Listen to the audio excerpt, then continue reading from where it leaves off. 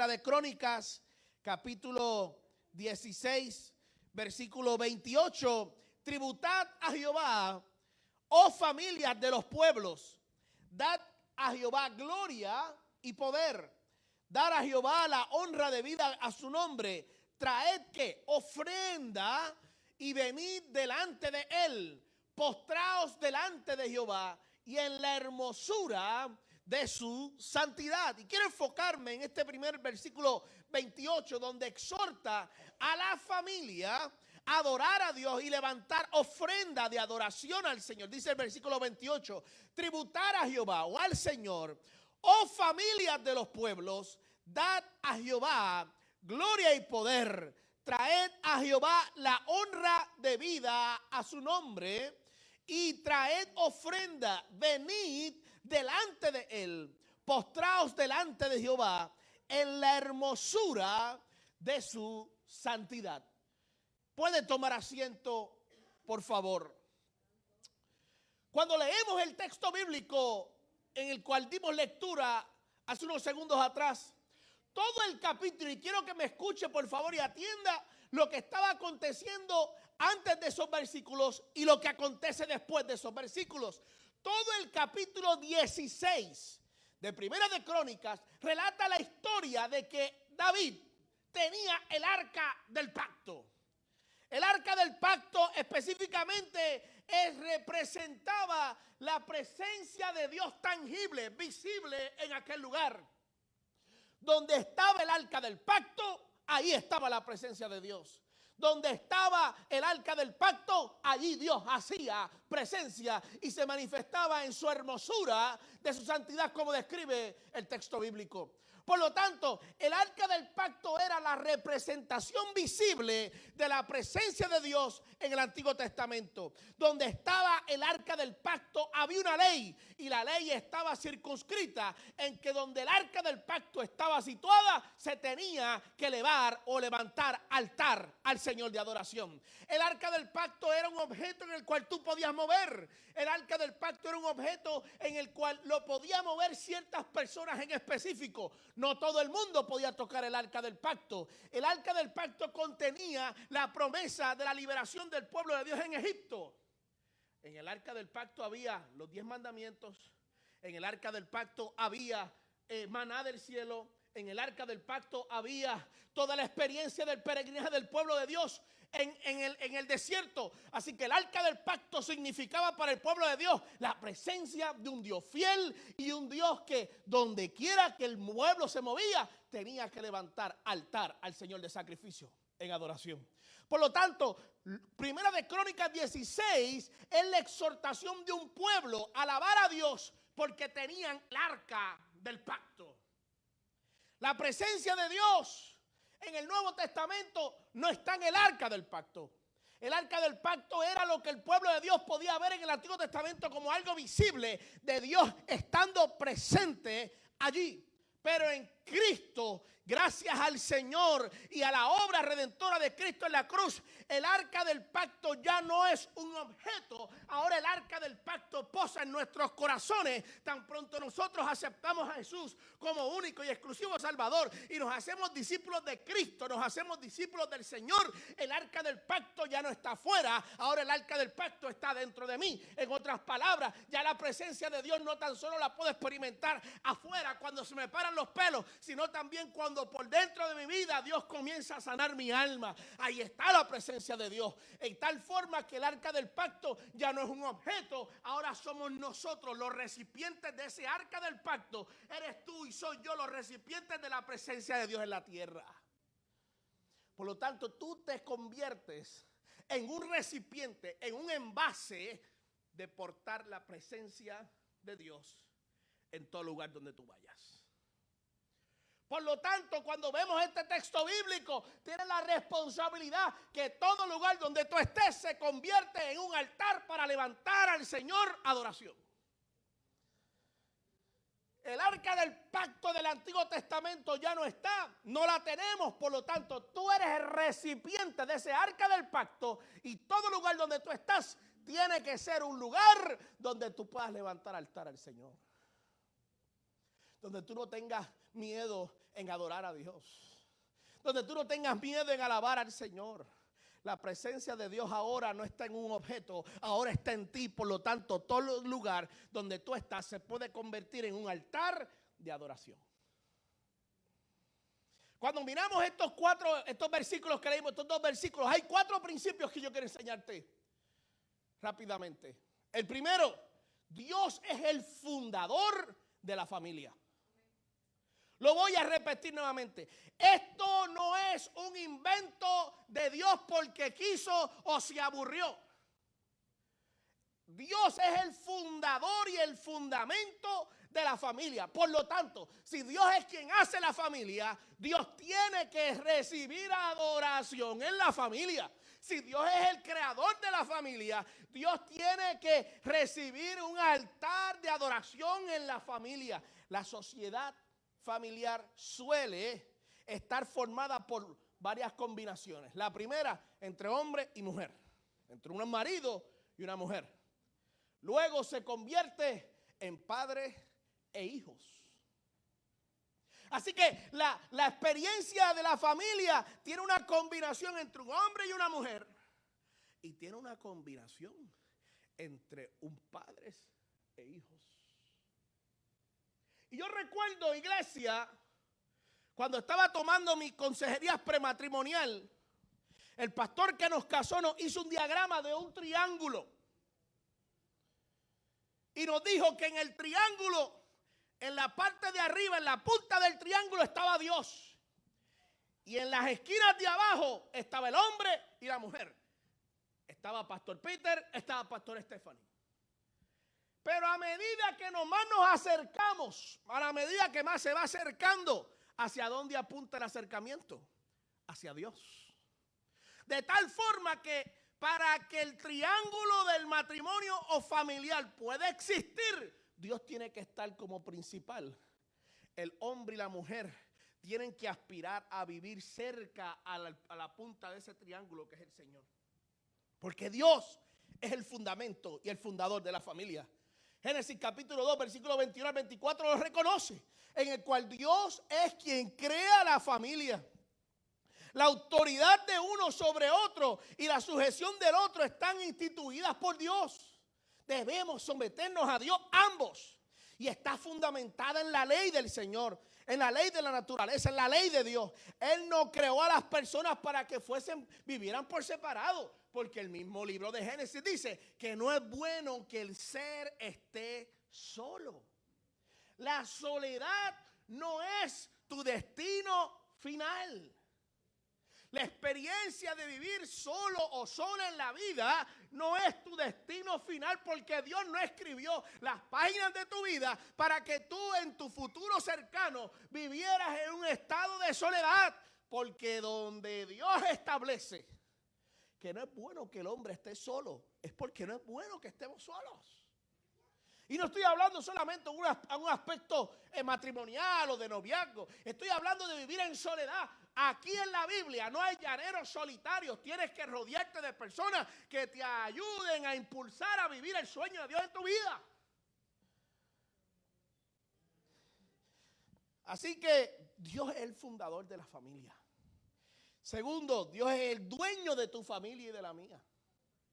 Dios es el dueño de tu familia y la mía. Por lo tanto, debemos adorarlo a Él. Dios es tu dueño de tu familia. Dios es el propietario de tu familia. No solo de una supremacía natural porque Él es Dios, sino también porque nos dio el derecho de habernos creado y darnos el ser y todo lo que nosotros somos hoy día. Por lo tanto, Dios es el dueño de tu familia. Dios es el propietario de tu familia. Y como tu familia le pertenece a Dios, tienes que responder a una vida de adoración a Dios. ¿Estamos aquí, iglesia? Entender que tu matrimonio le pertenece a Dios. Entender que tus hijos le pertenecen a Dios. Entender que tu casa le pertenece a Dios. Entender que tu economía le pertenece a Dios. Dios es el dueño absoluto de todo lo que tú tienes. No eres tú, no soy yo. Porque si mi familia llevara la rienda por lo que yo entiendo, llevaría a mi familia al desperdicio. Llevaría a mi familia a la muerte. Pero como Dios es el dueño, yo dejo que Dios dirija a través del Espíritu Santo mi familia. Por lo tanto, Él es el dueño. Tercero, Dios es el gobernador de tu familia. Tu familia debe regirse bajo la ley de Dios. Él es el gobernador. Por lo tanto, toda tu familia debe servir, adorar y orar y obedecer, no solo como personas particulares o individuos independientes dentro de la familia, sino como familia tienen la responsabilidad de obedecer la ley de Dios, de obedecer lo que Dios dice, de obedecer lo que Dios hace, de obedecer lo que Dios determina sobre nuestra vida. Si Dios es el gobernador de mi familia, si Dios es el amo mío, pues entonces yo soy su siervo. Yo soy quien me tengo que someter a la autoridad divina. Así que una familia que no ora, una familia que no adora, una familia que no lee la palabra, es impía. Porque Dios es el gobernador de la familia. Está, escuche bien, está fuera de la ley, fuera del orden. Y quizás el ticket del cielo no es el mismo que de acá, que te suspenden la licencia, pero el ticket del cielo, cuando tú vas bajo la ordenanza de Dios, fuera de la ordenanza de Dios, puede terminar en catástrofes familiares. No sé si me estoy explicando, iglesia. Y cuarto, Dios es quien bendice tu familia. Por lo tanto, si Dios bendice a mi familia, deberían entonces mi familia servir al Dios que bendice. Si Dios bendice a mi familia tiene que levantarse un altar de oración, de alabanza y de lectura de la palabra. Dios no lo hace bueno y le da misericordias como personas individuales solamente, sino también como familia. El foco de Dios para bendecir a tu familia es grande, no tan solo individualmente. No te arringues, no arringues, eso es una palabra, no está bien dicho. No te arrimes a la promesa o a la palabra que dice que la salvación es individual. Dios quiere salvar a tu familia, no solamente a ti.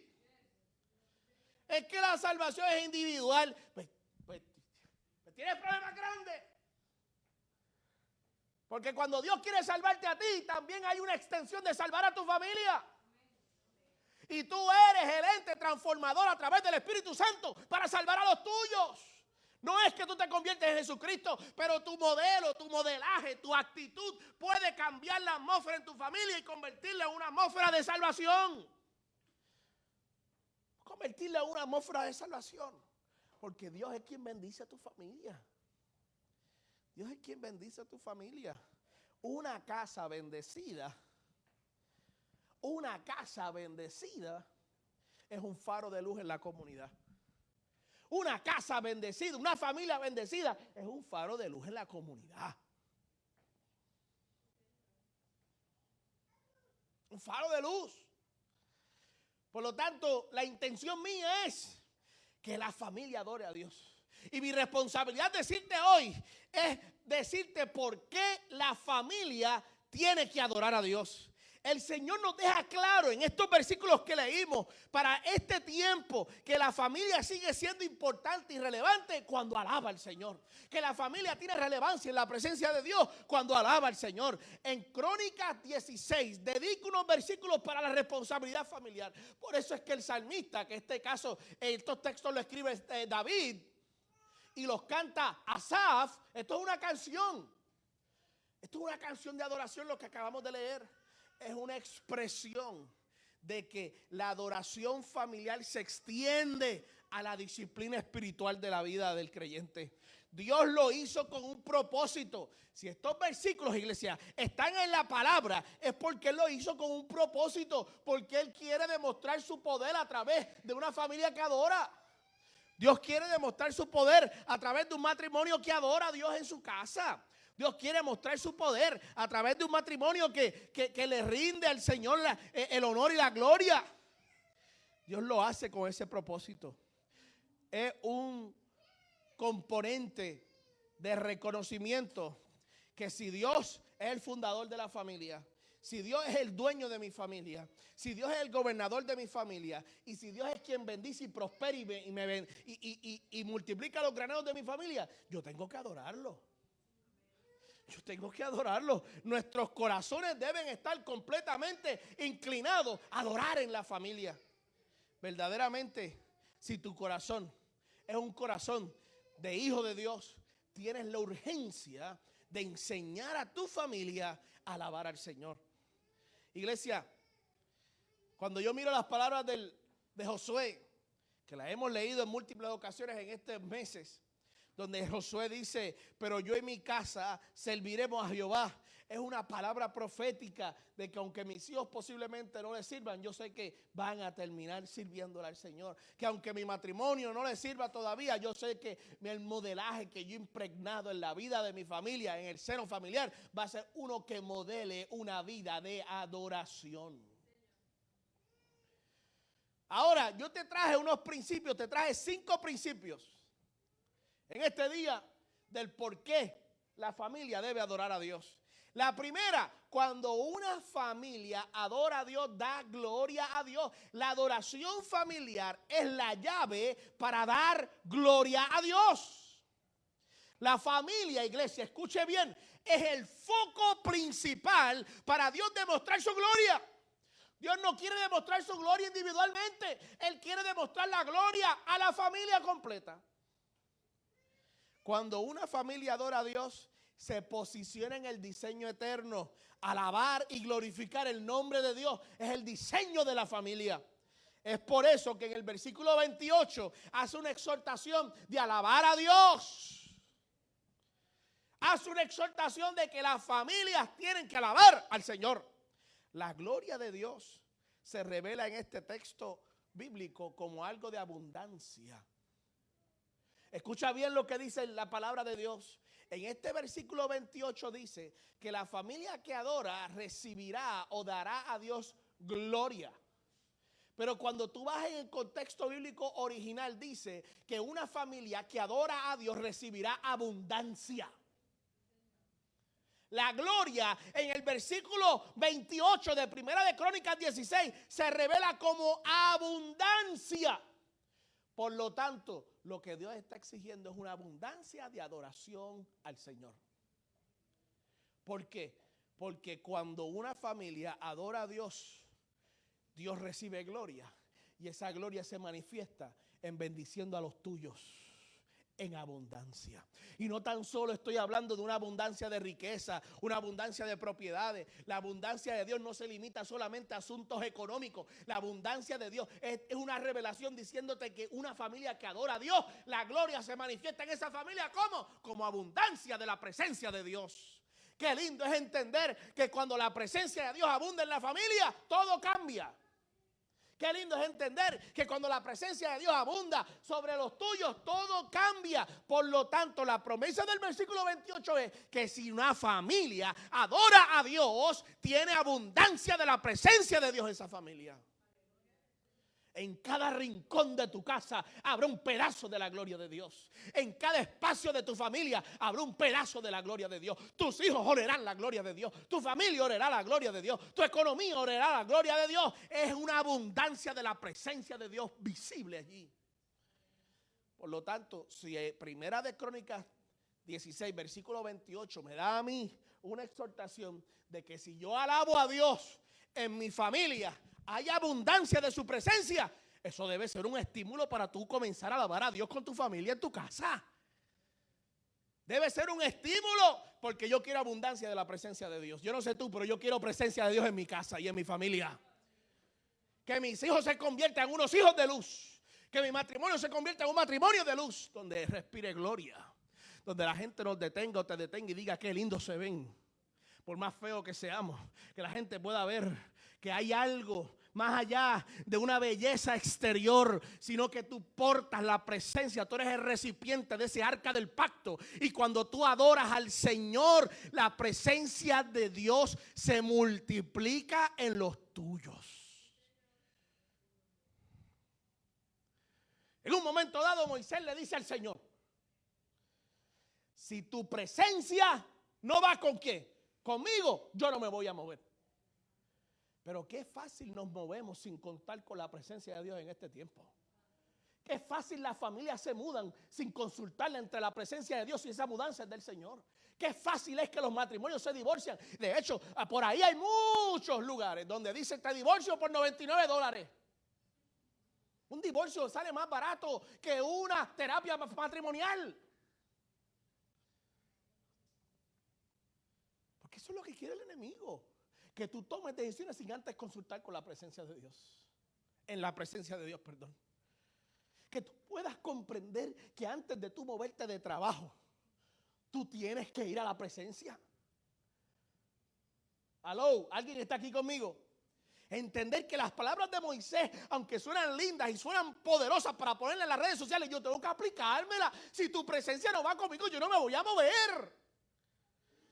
No puedo liderar a mi familia sin la presencia de Dios. Hombre de Dios, sacerdote de la casa que está aquí, mujer de Dios, mujer de que eres la columna espiritual de tu casa. No te muevas sin antes asegurarte de que la presencia de Dios estará contigo en el lugar donde quieras ir. No te muevas. Aguanta un poco más, pero no te muevas. Porque yo prefiero estar en un disturbio o una tormenta en la presencia de Dios a estar en paz sin la presencia de Dios.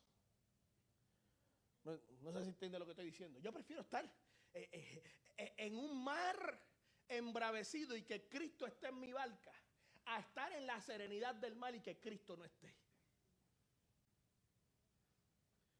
Por lo tanto, el versículo 28 lo que está revelando es que una familia que adora a Dios, la abundancia de Dios se hace visible en esa familia. Pero no tan solo eso, sino dice que hay poder. Hay poder de Dios. Hay poder. Hay poder. Cuando tú buscas la palabra poder, escuche bien esto.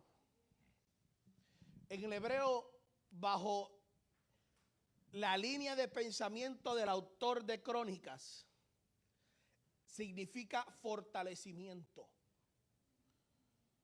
Por lo tanto, cuando hay abundancia de la presencia de Dios en una familia, hay un efecto benefactor que es de fortalecimiento. La familia se fortalece.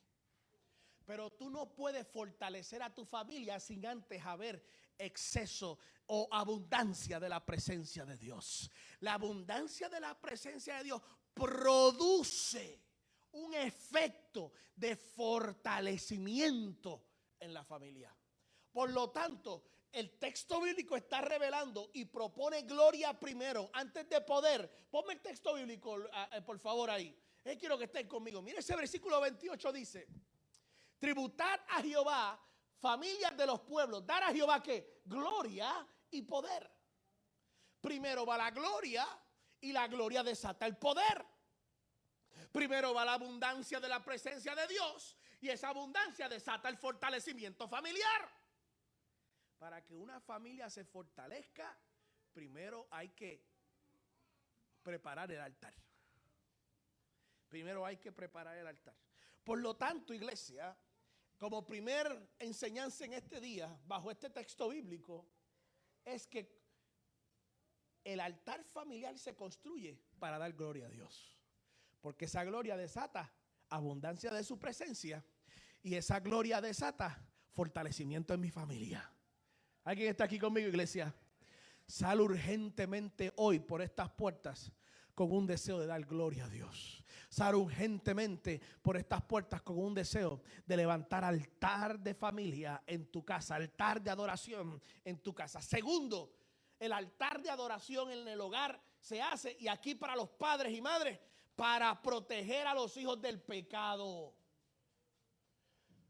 Cuando en la casa la disciplina espiritual de la oración, en este caso estamos hablando de la alabanza, es fundamental. La alabanza protege a los hijos del pecado. ¿Por qué? Porque cuando yo alabo a Dios, me fortalezco en el espíritu. Porque cuando yo alabo al Señor, me fortalezco en mi experiencia de carnal. ¿O usted cree que Satanás te tienta en la iglesia? No, porque sabe que estás adorando en la mayoría de los casos. ¿O usted cree que Satanás te tienta cuando usted sabe está más fuego? Porque sabe que está fortalecido. Adorar a Dios fortalece el espíritu para no vivir sometido bajo la carne. ¿Alguien está aquí conmigo? Por favor, dígame amén. Cuando tú adoras a Dios, tú proteges a tus hijos del pecado. Cuando tú adoras a Dios, tú proteges a tus hijos y a tu familia de los pecados del mundo que están buscando devorar la espiritualidad y la integridad de los tuyos. Si tienen el deber de estar comprometidos con el respeto a Dios en sus hogares, es para el propio bien. Si tú quieres enseñarle a tus hijos a adorar, es para su propio bien. Pero me parece que a veces nos preocupamos más a que sean exitosos en la vida, a que estén en buenos colegios, en buenas escuelas, pero abandonamos lo principal, que es en la casa. Aleluya. Y yo no puedo aspirar a que mi hijo tenga un éxito en la vida sin antes enseñarle lo que es alabar al Señor. No podemos aspirar a eso. A los padres les preocupa en gran extremo la prosperidad futura sobre sus hijos, su felicidad, de que tengan buenos autos, de que tengan una buena pensión, de que cuando papá o mamá no estén, tengan un buen seguro que les pueda pagar, un buen dinero ante su ausencia. Pero no le enseñamos a alabar. No le enseñamos. Entonces la preocupación está mal enfocada en esta sociedad. La preocupación está mal dirigida en la sociedad. Yo quiero que mis dos hijos sean prosperados. Yo quiero que mis hijos no pasen las necesidades que yo pasé. Pero yo tengo que enfocarme desde ahora, enseñarles a ellos a alabar. Porque cuando yo no esté, ellos sabrán alabar al Señor. Cuando tú no estés presente, no se van a volver un 8 y decir ¿qué hacemos ahora? Sino que puedan recordar la enseñanza de su niñez y su juventud temprana a que papá y mamá ante un gigante alababan y buscaban el rostro de Dios. En este caso, veo muchos padres que atiendo semanalmente a sus hijos, pidiendo ayuda frente a las consecuencias de lo que ellos cosecharon. Escuche bien. Y esto aquí los maestros se van a dar cuenta. ¿Cuántos niños hoy? Sus padres pidiendo ayuda por el comportamiento, por su falta de respeto. Pero no se dan cuenta que eso fueron lo que los padres sembraron en el seno familiar. Y vienen con una bandera roja pidiendo ayuda. Cuando el génesis de una conducta inapropiada y el génesis de una conducta de falta de respeto o de no someterse a la autoridad, la aprendieron por el modelaje de ellos. Aló. Aló. Muchos de los jóvenes, no estoy diciendo todos, pero muchos de los jóvenes que están en la cárcel es porque le enseñaron a ser delincuentes en su casa. Mintiendo en las cosas básicas, alterando las cosas básicas. Pues no vengas a donde mí llorando cuando tu hijo está en la cárcel, cuando tú fuiste quien le diste abono para que en un futuro se convirtiera en un delincuente. Entonces, la adoración a Dios protege a tus hijos del pecado. Los va a proteger, los va a proteger. Y se cumple la palabra profética del Salmo 1, versículo 3, que aún en medio de los disturbios, tus hijos serán plantados junto a corrientes de agua que da su fruto a su tiempo y su hoja no va a caer. Cuando estén en las corrientes de agua, tus hijos van a estar bien fundamentados, porque su fundamento no lo encontraron afuera, sino su fundamento lo encontraron dentro de la casa, adorando al Señor. Por lo tanto, cuando hay un hijo tuyo que aprende a adorar a Dios desde ahora, no está tarde para hacerlo, desde ahora puedes hacerlo. Iglesia, quiero yo extraer ese DNA sobre ustedes y pasarlo, que ustedes puedan sentir la urgencia. La adoración y levantar altar a Dios protege a la familia del pecado, fortalece la santidad de la familia. Tercero, próximo. Cuando tú adoras, escuche bien esto. Mira esta segunda enseñanza. La adoración es para proteger a tus hijos del pecado. Porque en un momento dado tus hijos van a abandonar el techo tuyo cuando crezcan y quieren hacer una familia. Escúchame bien. En un momento dado tus hijos van a querer abandonar el techo tuyo. pero recordarán en lugares extraños, en terrenos que nunca habían estado, las oraciones que se elevaban en el hogar, y esas oraciones van a protegerlos a ellos.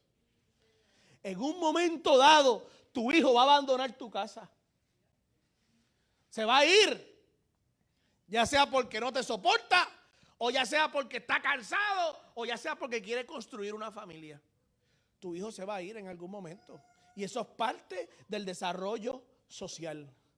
Pero se va a acordar de lo que tú le enseñaste cuando esté en lugares extraños. Se va a acordar, déjame decirte, se va a acordar. Aun cuando nunca te dijo nada, se va a acordar. Porque el Espíritu Santo se va a encargar de acordárselo a él. Déjale eso a Dios. Usted procure, ay, es que no quiero orar, pues vamos a orar como quiera. No quiero leer la palabra, pues vamos a leerla como quiera. Pero eso ellos se van a acordar. Créame, se van a acordar. La oración y la adoración a Dios protege a tus hijos del pecado. Tercero, la adoración a Dios produce un verdadero gozo. Experiméntelo hoy. Diga que quiere adorar a Dios. El tercer punto. La adoración a Dios produce un verdadero gozo. Y yo quiero decirles a ustedes que es una delicia, es una paz que abunda en mi casa cuando se convierte mi casa en un altar de adoración. Yo no toco batería, yo no toco guitarra, pero usted sabe qué hacemos. Ponemos a YouTube, es nuestro mejor aliado.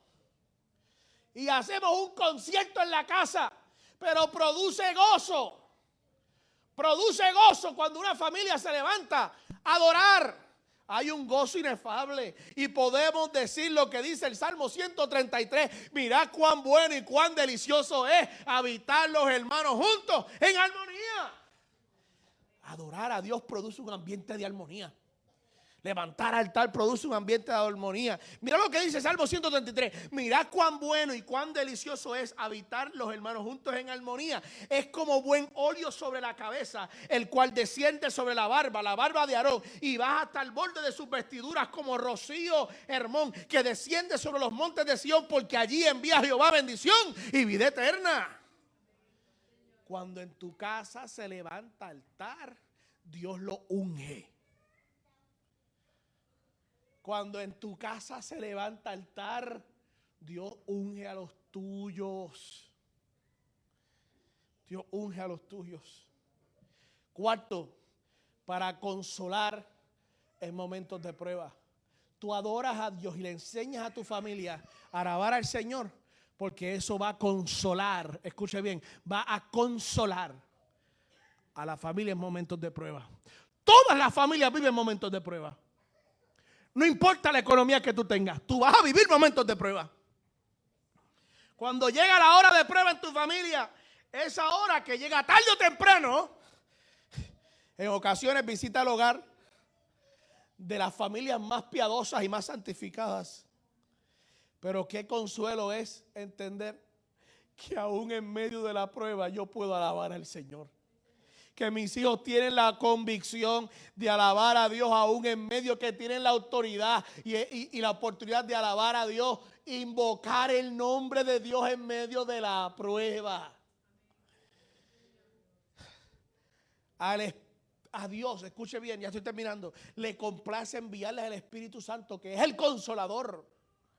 El Espíritu de gloria y de Dios viene sobre ellos y derrama paz en un corazón roto. Derrama paz de un corazón a otro.